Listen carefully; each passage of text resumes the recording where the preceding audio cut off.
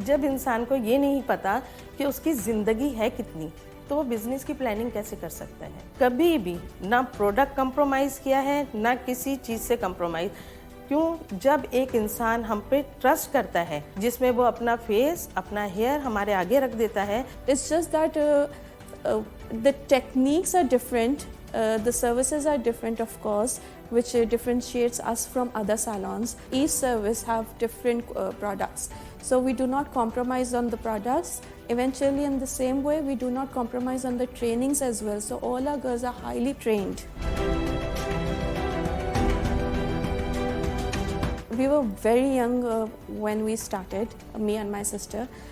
It was our parents' dream basically, because just age से हमने start किया. I was 13 years old when I started getting trained in it. Or it was very hard at that time because all my friends, they were playing with their dolls.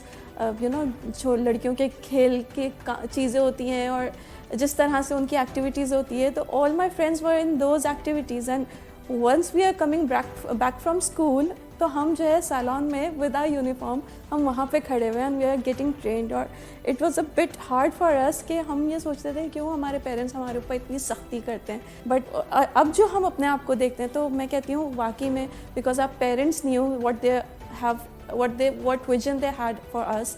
And alhamdulillah, I'm very happy with what I am now. It's all because of my parents. Salon का business, beauty का business एक वो business है जो लड़कियों में रहकर, ख़वातीन में रहकर बहुत अच्छा इज़्ज़त के साथ एक रोज़गार आगे बढ़ा सकती हैं, रोज़गार अपने घर के लिए कमा सकती हैं.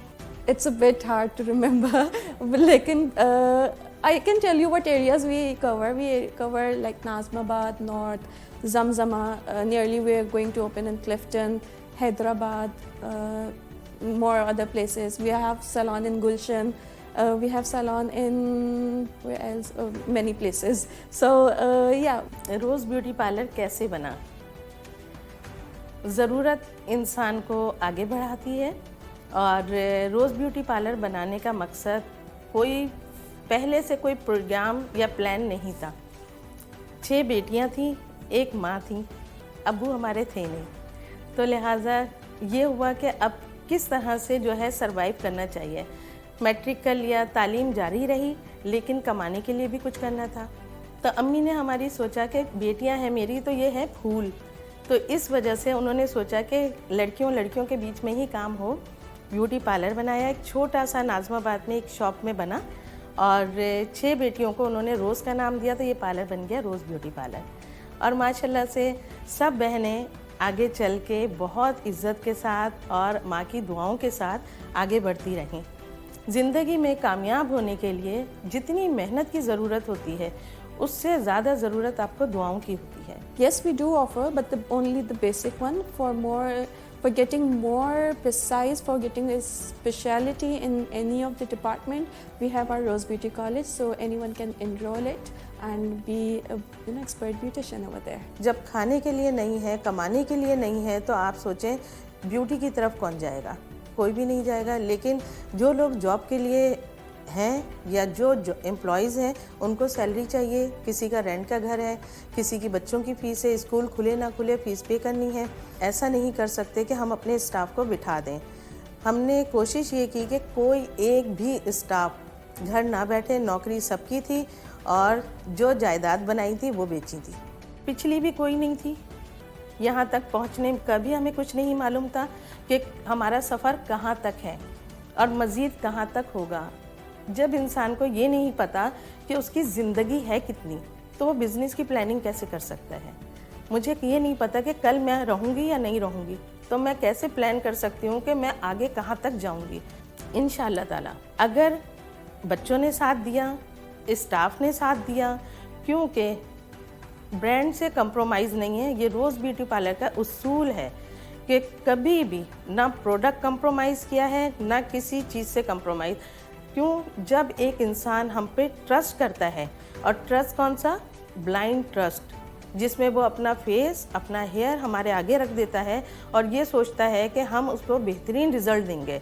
तो जब तक आप उसके साथ सिंसियर नहीं होंगे, आप रिज़ल्ट नहीं दे सकते. एक दफ़ा एक client I I think Sargodha से, ये बात है तकरीबन 20 साल पुरानी, 20 या 25 साल पुरानी, सरगोदा से। उस लड़की ने पूरा इतना ना हिजाब किया हुआ था।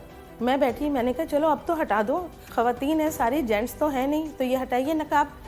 वो कहने लगी नहीं नहीं मैं नहीं हटाऊंगी, बस आप मुझे सिर्फ ये बताएं मुझे ब्राइड बनना है तो उसके प्राइस क्या है। मैंने कहा अच्छा मैं बताऊंगी, लेकिन फेस तो दिखाइए आप। जब उसने फेस दिखाया तो उसकी आंखों में आंसू भर गए, बेतहाशा आंसू। क्यों? उसके पूरे फेस पे बाल थे और इतने मोटे बाल थे कि वो लड़की परेशान थी, मैं करूं क्या। देखिए हर लड़की अमेरिका जाके लंदन जाके काम नहीं करवा सकता।